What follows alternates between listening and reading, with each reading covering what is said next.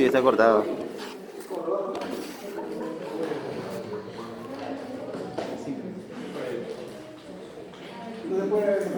Padilla.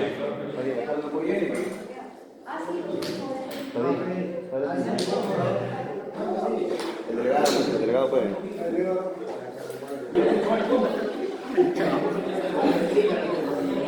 Ya vas a trabajar sobre abdomen.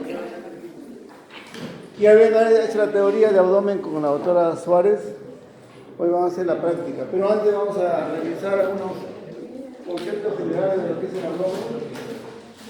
Igual, la misma metodología. Preguntas, interviene y después de haber una evaluación. Después de la evaluación, trate de estar concentrados en lo que te voy a mostrar.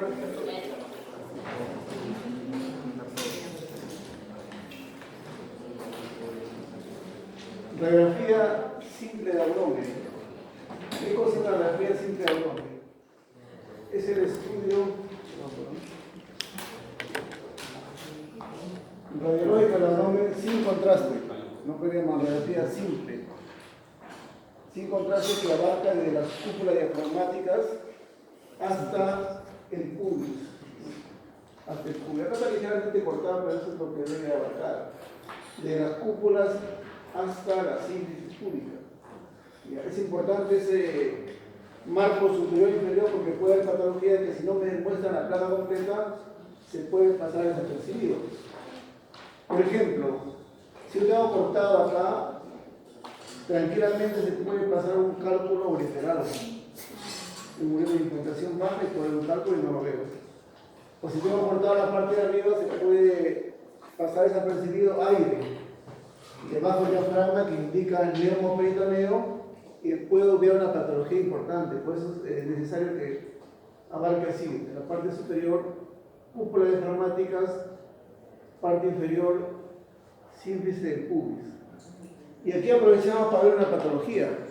Si ustedes miran bien esta placa simple de abdomen, probablemente ya están mirando que en la pelvis hay un grupo de calcificaciones. Entonces, cuando vean alguna anomalía en determinado órgano, simplemente ubican qué órganos existen en los 6 o en los 9 cuadrantes, ¿no? Si veo hipocondrio derecho una calcificación, ¿qué pensaría? Vesícula o riñón. Litiasis vesicular, calcificación hepática, ¿no? Si veo en el mesogastrio alguna calcificación, tengo que pensar qué órgano está ahí. Acá vive el páncreas. Por lo tanto, calcificaciones en el páncreas me están indicando pancreatitis crónica. Pancreatitis crónica. Si veo una calcificación en los flancos, ¿no? Tengo que pensar que es renal o es ureteral. Si veo una calcificación en el hipocondrio izquierdo, tengo que pensar que es una calcificación esplénica, ¿no? Y así, si veo una calcificación en la fosa ilíaca derecha, ¿en qué pensarías? ¿En qué pensarías? ¿Qué patología? ¿Qué patología se calcifica? Ovario, muy bien. ¿Quién más vive acá? Apéndice. Por lo tanto, puede haber un apendicolito también calcificado. Y si es en el lado izquierdo, alguna calcificación, pero acá tengo que pensar en alguna patología de ovario, de anexo, algún tumor, ¿no? Pero si veo en el centro, tengo que pensar primero en el sexo, ¿no? Si veo en el centro, digo, si es varón, ¿cuáles serían las primeras causas de calcificaciones? En general, dos calcificaciones en la cavidad pélvica del varón. Litiasis vesical. Calcificaciones de las glándulas seminales, que es raro, con los conductos diferentes. Y si es mujer, tengo que empezar en dos cosas. La mujer tiene útero y ovarios. La clasificación de miomas en el útero puede darse, pero esta paciente no es una persona mayor como para pensar que vaya a tener mioma calcificado, porque estoy viendo que el esqueleto corresponde a una persona adolescente. Todavía no calcifica acá, no calcifica la pelvis. Todavía está en sus tres huesos, el ilio, el isquio y el pubis. Están separados, por lo tanto es una adolescente. Entonces descarto la patología uterina y me quedo con la patología ovárica. Y si veo en el ovario calcificaciones así tipo dientes, porque son como dientes, ¿en qué tengo que pensar? Una patología de ovario tipo teratoma. Un teratoma de ovario o quiste dermoide, que es lo mismo, el quiste dermoide o teratoma de ovario es lo mismo, lo podemos identificar en una radiografía simple de abdomen. Bien, seguimos. Entonces, radiografía simple. Dice simple, yo le puse interrogante porque no es tan simple, una radiografía de abdomen no es tan simple interpretarlo, es complejo. Porque solamente en una placa tengo que ver todo lo que está en la pared anterior, intermedia y posterior, y en los flancos. Entonces, más o menos lo comparo con esta, ¿no? Que la punta del iceberg, lo que estoy viendo acá, detrás puede haber un montón de cosas, patologías ocultas que no lo puedo descifrar. Y hoy por hoy con la ecografía y con la tomografía me permite ver qué es lo que ocurre dentro, ¿no?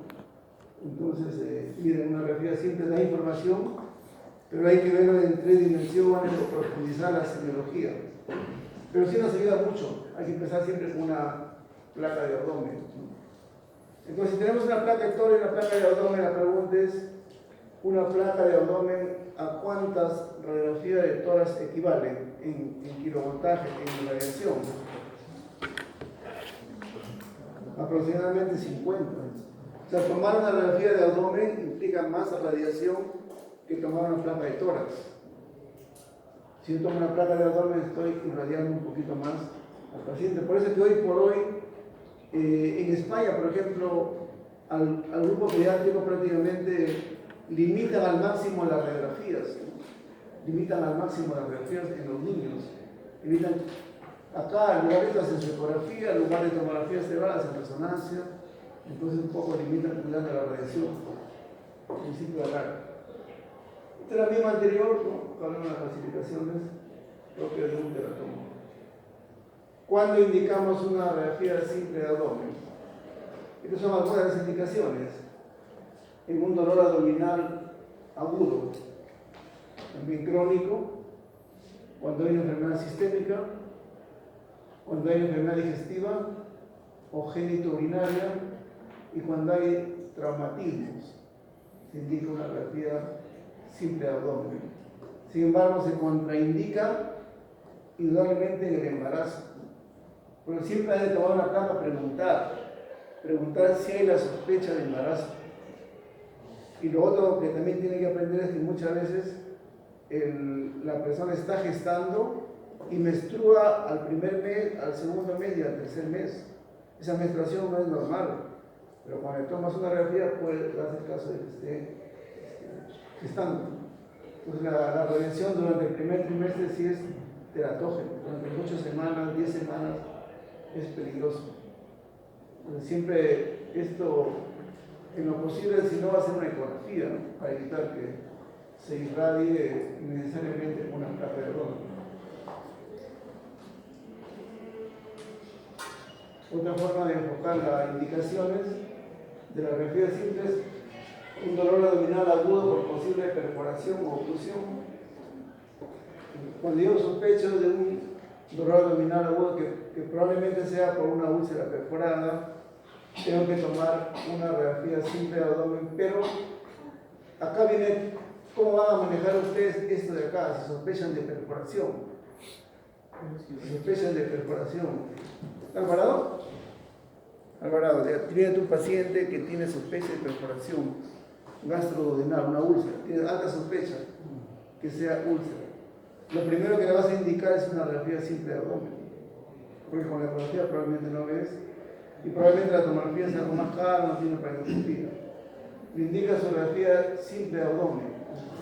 Acá tiene que tener algún criterio para decir cómo le indicas la radiografía simple de abdomen. ¿Entiendes? Buena pregunta. No entiendo cómo así. ¿Cómo indicarías que hagan la radiografía simple de abdomen? Sí, parado, en supino, sí. Claro, sí. La perforación. Porque cuando vienen indicaciones para nosotros, que somos radiólogos, radiografía simple de abdomen. Algunos te piden en decúbito,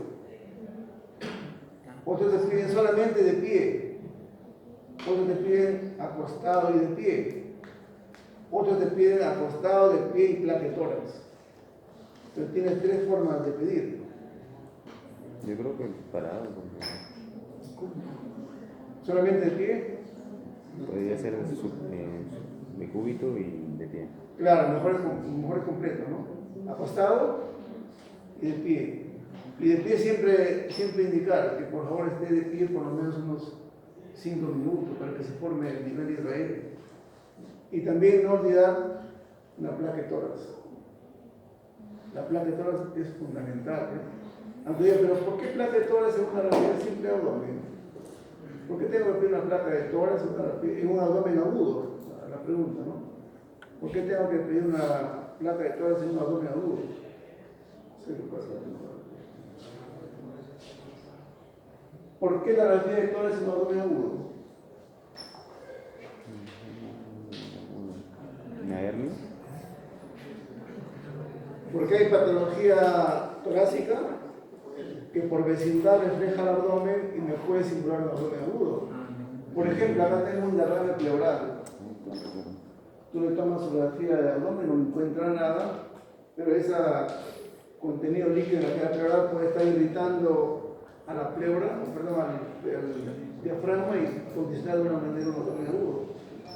Miren, el aire libre debajo del diafragma muchas veces puede pasar desapercibido en la placa de abdomen. Siempre por exceso completar con una placa de tórax. Aunque dice no tiene sentido, pero se ha visto casos así, ¿no? Que pasan desapercibidos y tiene un hemoperitoneo. O este caso que sí es real, este es real. Si ustedes miran acá, en la base del pulmón derecho hay una neumonía. Entonces, este paciente ya estuvo a punto de entrar a sala de operaciones, porque esta neumonía estaba irritando y estaba a un aparente abdomen agudo. Se hizo la frontal y la lateral, ¿no? Entonces, la causa del abdomen agudo, entre comillas, era la neumonía basal posterior. Entonces, estas son las causas por qué, una de las muchas causas por qué es que hay que tomar una radiografía de tórax en un cuadro de abdomen agudo. Ya que eso sí que quede claro.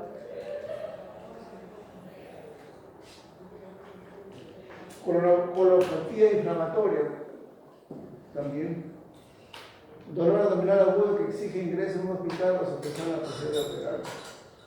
Dice que el abdomen es una caja de Pandora, no sabe lo que puede existir dentro. Pancreatitis crónica. Pregunta, ¿qué esperamos encontrar en una radiografía simple de abdomen en una pancreatitis crónica? Calcificaciones, muy bien, calcificaciones. O sea, en la pancreatitis aguda no voy a ver nada en el abdomen simple. Probablemente un hilo reflejo o un derrame pleural izquierdo. Pero en la crónica sí voy a ver pancreatitis, calcificaciones en el conducto de Wilson y en el páncreas y en el parénquima del páncreas. No voy a ver calcificaciones en pancreatitis crónica. Se pueden ver en una radiografía simple de abdomen. La hematura también, porque si es hematura, tengo que empezar a buscar cálculos en el trayecto reno-urétero-vesical, buscar cálculos. Y acá viene la otra pregunta. ¿Todos los cálculos los puedo ver en radiografía simple de abdomen? Sí, no, ¿por qué?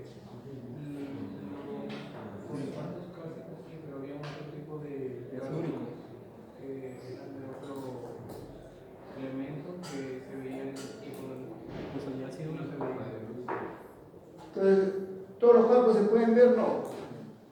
¿Cuáles son los cálculos que no se ven? ¿O cuáles son los cálculos que se ven? ¿Cuál es la composición de los cálculos? Cálculos de calcio, fosfato, carbonato, cálculos de ácido úrico, cálculos de cistina, cálculos infecciosos, que son los que forman los cálculos coraliformes. De esos, ¿cuál lo ve la placa? Los cálculos de calcio. ¿Qué más ve la placa? Los cálculos coraliformes que están formados por fosfato, amonio y magnesio, que es la litíase infecciosa. Pero no veo los cálculos de ácido úrico.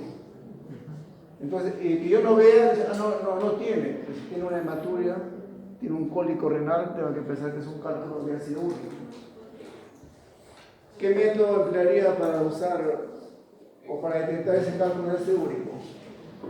2. La ecografía, siempre y cuando los cálculos estén en el riñón, porque los cálculos en el uréter no se ven por ecografía. Sin embargo, es necesario, hoy por hoy se emplea el uroten, ¿no? Que es la tomografía con cortes finos de los riñones, uréteres y vejiga. Ahí sí no se escapa en ningún cálculo. Uroten. Si quieres de frente, uroten. Porque ahí sí no se escapa ni lo de ácido úrico, ni lo de cistina, mucho más lo de calcio o los de fosfato, amonio y magnesio, que son los que forman la litíase infecciosa. Insuficiencia renal. Cólico neofrito, sospecha de cálculo renal.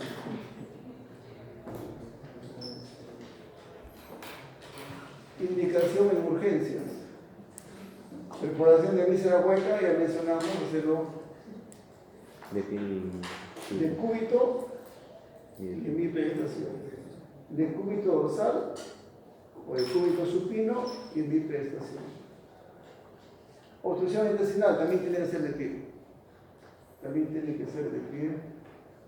Invaginación intestinal, pregunta acá. Sospecha de invaginación intestinal. Sospecha de invaginación intestinal. Que es más frecuente en el grupo pediátrico, ¿no? Los niños, cuando en algún momento hacen sangrado rectal, dolor abdominal agudo, hay que pensar en una invaginación. Y probablemente acá no ayude mucho la radiografía simple de abdomen y el método de elección es la ecografía. Cuando sospechan de invaginación intestinal, que viene a ser la introducción de un segmento intestinal sobre el otro de menor calibre. Uno de menor calibre es el mayor calibre. Es decir, cuando se introduce tipo telescopio, el intestino delgado sobre el hueso, iliocólica, hace que hay una especie de necrosis y sangrado rectal. Enfermedad inflamatoria crónica, cólico nefrítico. Pero no está indicada en una gastroenteritis, por ejemplo, ¿no? En estreñimiento, el relativo también se indica en un estreñimiento. En una apendicitis tampoco va a ayudar. En una revisión urinaria, relativo, la pancreatitis, la ictus, la patología biliar. ¿Por qué lo hemos conversado? ¿Por qué una placa de Torres en un abdomen agudo? Entonces, cuando tenemos una placa de abdomen simple o simple abdomen, tiene que ver la colimación, el centraje y la penetración. Colimación, ya les comenté, de las cúpulas hasta la síntesis del pubis. Centraje, que la placa tiene que estar justamente en el centro de la película. Y la penetración, que nos permita ver estructuras óseas, sólidas y el gas intestinal. Tengo que delimitarlo los tres, porque si no puede ser que esté muy penetrada o puede estar muy blanda. Ahí tenemos una radiografía simple. ¿Puede identificar el músculo psoas? Sí. ¿Qué puede identificar el músculo psoas?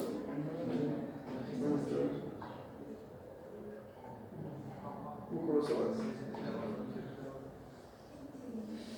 ¿Dónde?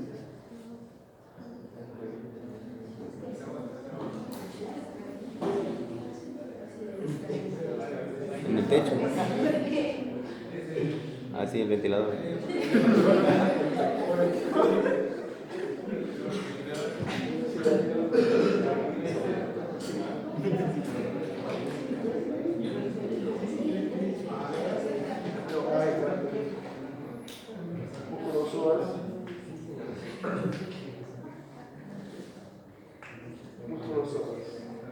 aproximadamente de 12,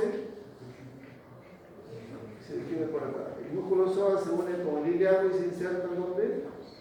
En el trocánter menor. El riñón también se puede identificar, no está muy limpio el colon.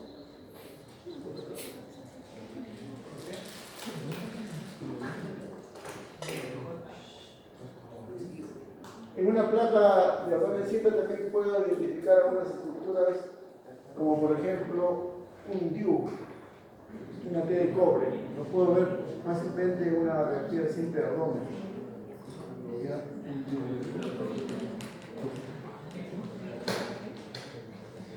La T de cobre. Ya no se ven mucho las espirales, que son antiguos. Hay T de cobre, hay T de plata y hay T de oro. La T de cobre realmente es masiva, ¿no?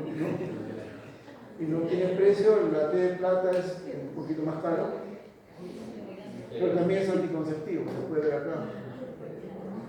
Tengo el caso, no sé si lo muestra acá, de una paciente que tiene 2 T de cobre. Tiene 2 T de cobre, ojalá tenga por acá. Generalmente duran 5 años, lo retiran y lo cambian por otro. No sé qué pasaría, pero le colocaron, siempre tenía el otro y tenía 2. Por si acaso. Para asegurar. Mira acá.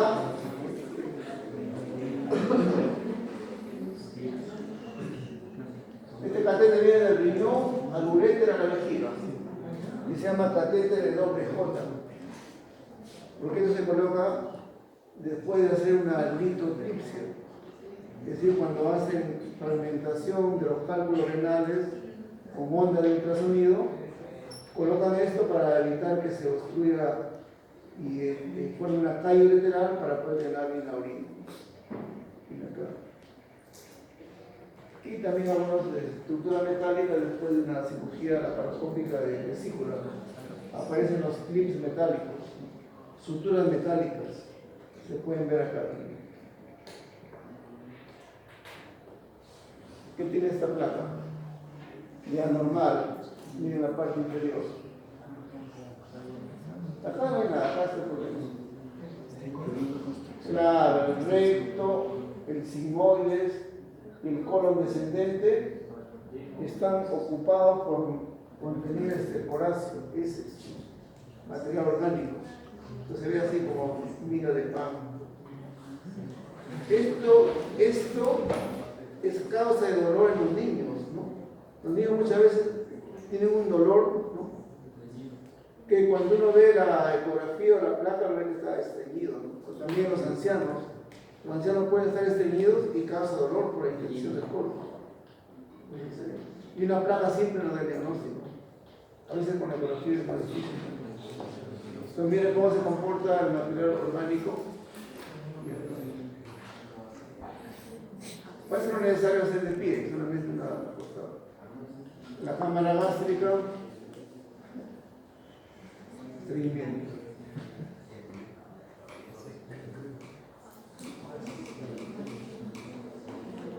Bueno, este paciente tenía un cálculo, o tiene un cálculo acá. El riñón. Es un calculón. Es un cálculo grande. 3 centímetros, un plato muy grande.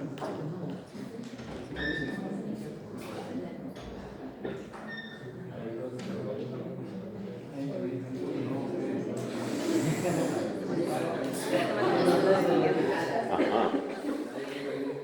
Desmotivación.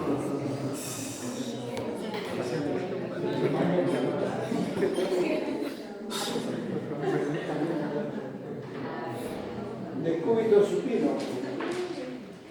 Lógicamente, la placa acostada tiene más resolución que la placa de pie. Hay un máximo detalle de la anatomía, los órganos masivos y ojos se pueden diferenciar mejor que la placa de pie, eso está demostrado. Pero la placa de pie tiene la gran ventaja de que se forman, o puedo ver los niveles hidroaéreos y el neumoperitoneo. O sea, nada es completo. No hay ningún método que sea completo, es decir, grábeselo bien, ¿no? ¿Qué ocurre? A veces dicen, ya le hicieron su resonancia, sería igual top, no es falso, ¿no? Porque una placa siempre puede dar más información que una resonancia. Entonces, que eso quede bien grabado, ¿no? Que todos los métodos de imagen son complementarios. No hay ningún método completo. Todos se complementan entre sí, ¿no? Por ejemplo, este tiene más información que de cambio. Pero esta me da más detalle, pero otra me da más diagnóstico. Al final todos se complementan.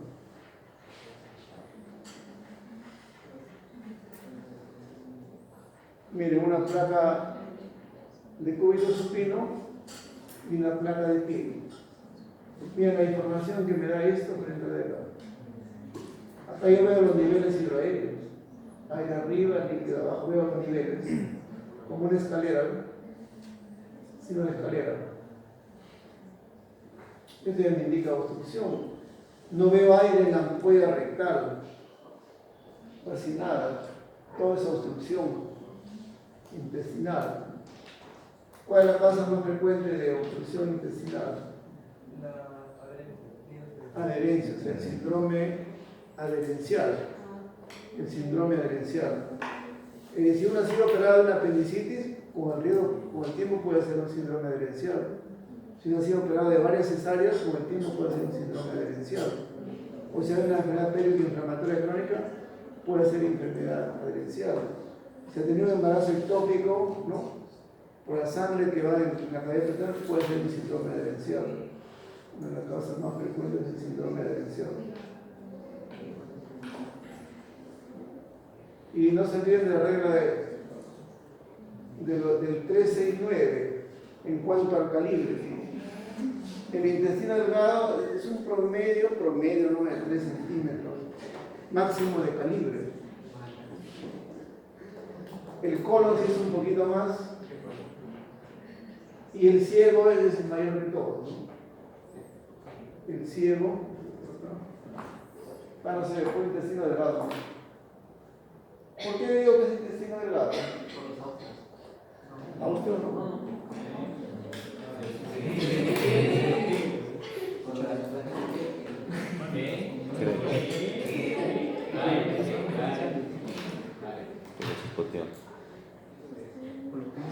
Las válvulas conviventes. Las válvulas conviventes. Si usted ve el intestino delgado, esta válvula está bien pegadita, ¿verdad? Y no veo tenias, que lo vas a ver en el colon.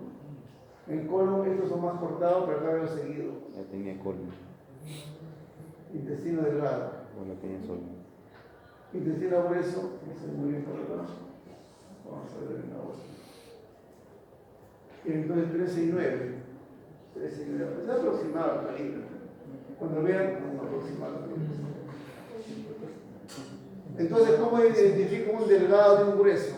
Eso es importante porque cuando tú ves la placa, tú no sabes cuál es delgado y cuál es grueso. En el delgado, las burbujas son más pequeñas y en el colon es más voluminosa, lógicamente por calibre. En el delgado son más numerosas y en el colon son únicas o poco numerosas. El colon, lógicamente, está en el marco, está en la periferia, por la ubicación. Mientras que el delgado, la ubicación es centroabdominal. En el delgado son más anchas que altas cuando hay alguna obstrucción, sin embargo acá es más alta que ancha. También ayuda a diferenciar. Acá los pliegues son más cercanos, como la conducta anteriormente, y acá las aortas están engrosadas, separadas y muchas veces incompletas. Ahí está la gráfica. Generalmente no hay muchas válvulas conviventes en el ilion distal, porque ya está casi transformándose en colon, pero en el yeyuno, en el ilion proximal sí se ve más válvulas conviventes. ¿Qué intestino es? Delgado. Está pegadito, ¿no? Central, ojo central, Ella más. es grueso y la cabeza es delgada. Cuando se distiende significa las válvulas conviventes. Patrón de pneumonias, el ilion terminal no posee mucha válvula delgada. ¿Miren bien cómo es un delgado?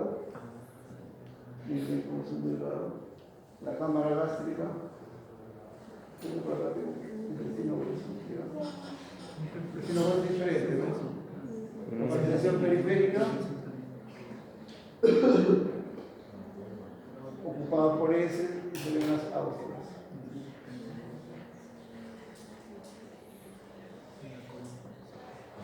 Y nuevamente insistiendo en la utilidad que tiene la radiografía simple de abdomen de pie, la formación de los niveles hidroaéreos. Entonces, criterios para diagnosticar hilio obstructivo, porque el hilio puede ser obstructivo o mecánico, o puede ser no obstructivo o funcional. Tiene que haber más de 3 niveles hidroaéreos, para pensar que hay una oclusión intestinal. Esta es la de abdomen simple, y cuando le coloco de pie me da el diagnóstico. Bipedestación. También ayuda acá en algunas patologías como la presencia de aire en la porta, que es más difícil, acá sí tiene más práctica diagnosticar presencia de aire en la porta, indica perforación del colon, o la presencia de aire en la vía biliar, que se llama aerobilia o neumobilia, o la presencia de aire en la pared intestinal, que tiene el nombre de neumatosis intestinal. Aerobilia, presencia de aire en la vía biliar. 3 causas de presencia de aire en la vía biliar. Traumatismo. Traumatismo. ¿No? ¿Cuál? Claro, tiene que haber una comunicación entre la vía biliar y la pared digestiva. Es decir, cuando hay una fístula biliodigestiva, y la vía biliar se llena de aire. Pero para que haya una fístula tendría que perforarse la vesícula, que tiene un cálculo, por ejemplo, la vesícula tiene un cálculo, y se perfora en el fondo, y ese cálculo pasa al duodeno, o al colon o al estómago. Esa perforación hace que el aire de la vía digestiva, estómago o duodeno, pasen a la vía biliar. Me da una presencia de aerobilia. Pero también cuando operan de un cálculo en el colédoco, el cirujano hace una comunicación biliodigestiva entre el